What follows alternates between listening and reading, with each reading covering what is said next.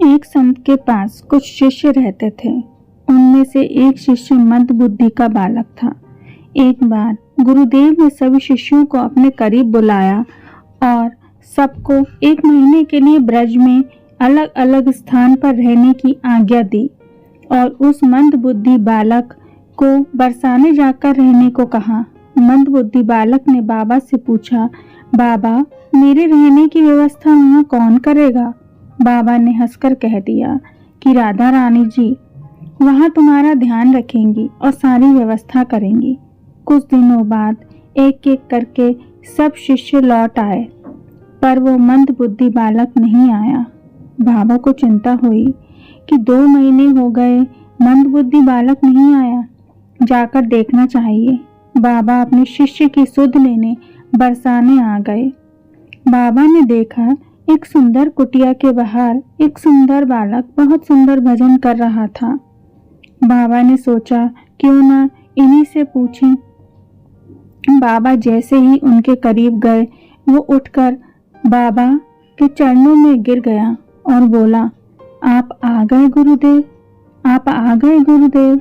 बाबा अपने उस शिष्य को देखकर आश्चर्य में पड़ गए। बाबा ने पूछा, ये सब कैसे हो गया? तुम ठीक कैसे हो गए?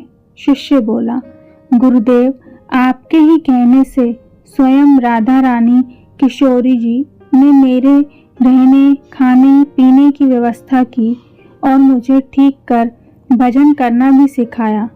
बाबा अपने शिष्य पर राधा रानी जी की कृपा को देख खूब प्रसन्न हुए और मन ही मन सोचने लगे, मेरे कारण राधा रानी जी को कितना कष्ट हुआ, मेरे कारण राधा रानी जी को कितना कष्ट हुआ।